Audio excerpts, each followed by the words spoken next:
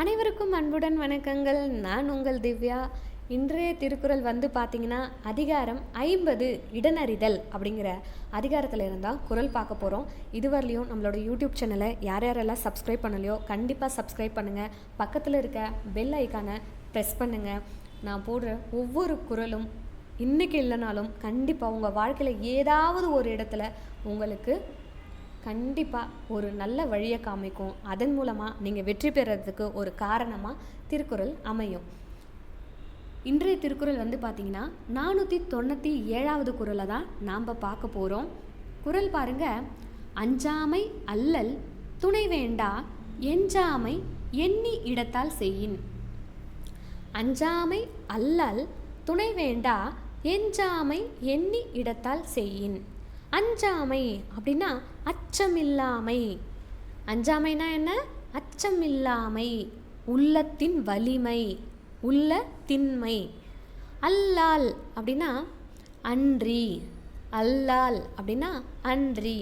துணை அப்படின்னா நமக்கு நல்லா தெரியும், உதவி.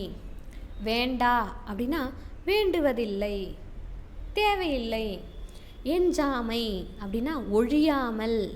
எஞ்சாமைனா என்ன? ஒழியாமல். எண்ணி அப்படின்னா நாடி, இடத்தால் தக்க இடத்தில், இடத்தோடு பொருந்த. செய்யின் அப்படின்னா செய்தால். செய்யின்னா என்ன? செய்தால். இதோடைய விளக்கம் பாருங்க.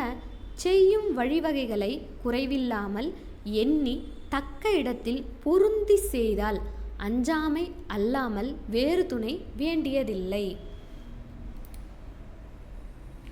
அஞ்சாமை தவிர வேறு துணை வேண்டாம். அளவுக்கு அதிகமாய் எண்ணம் இல்லாமல் சரியான இடத்தை அறிந்து செயல்பட்டால். செய்யும் வழிவகைகளை குறைவில்லாமல் எண்ணி தக்க இடத்தில் பொருந்தி செய்தால் அஞ்சாமை அல்லாமல் வேறு துணை வேண்டியதில்லை. செய்யும் செயலை இடைவிடாமல் எண்ணி இடமறிந்து செய்தால் பகைக்கு பயப்படாத மன உறுதி போதும், வேறு துணை தேவையில்லை. ஒரு செயலுக்குரிய வழிமுறைகளை குறையின்றி சிந்தித்து செய்யும் இடத்து அஞ்சாமை ஒன்றை தவிர வேறு துணை தேவையில்லை. அதாவது என்ன சொல்கிறாங்கன்னா, நம்ம ஒரு செயலை எந்த இடத்துல எப்படி செய்யணும் அப்படிங்கிறத நம்ம தெரிஞ்சு வச்சுக்கிட்டோம்னா நம்ம என்ன பண்ண மாட்டோம்?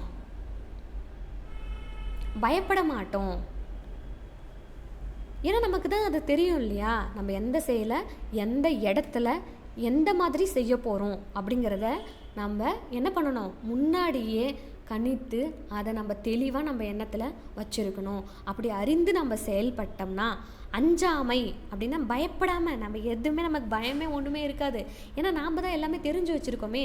இந்த இடத்துல இந்த நேரத்தில் நம்ம இப்படி செஞ்சோம்னா அவங்க கண்டிப்பாக தோத்துடுவாங்க, நமக்கு வெற்றி கிடைக்கும்ன்றதை நம்ம நல்லா தெரிஞ்சுக்கிட்ட பிறகு நமக்கு பயம்னு ஒன்று வருமா? வராது இல்லைங்களா? அதனால் எப்போவுமே நம்ம என்ன சிந்திக்கிறோம், அதை எப்படி செயல்படுத்த போகிறோம், எந்த இடத்துல செயல்படுத்த போகிறோம், அதற்கு தேவையான கருவிகள் என்ன அப்படிங்கிறத நம்ம தெளிவாக என்ன பண்ணணும்? முன்னாடியே யோசித்து அதை சரியாக செய்யணும். அப்படி செஞ்சோம்னா அஞ்சாமை அப்படின்னா என்ன? அஞ்சாமைன்னா என்ன? பயப்படாமல் இருப்பது. அதான் அஞ்சாமை.